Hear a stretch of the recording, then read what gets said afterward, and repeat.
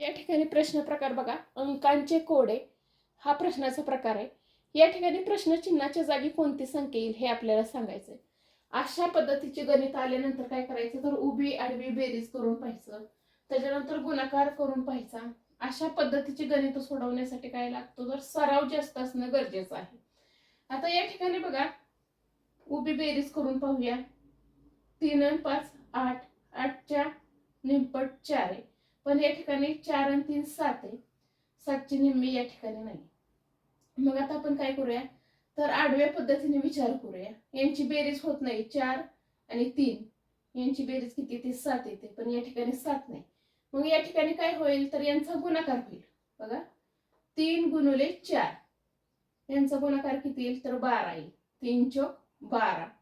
या ठिकाणी काय होईल, तर 5 त्रिक 15 या दोन्हींचा गुणाकार या ठिकाणी मांडलेला आहे.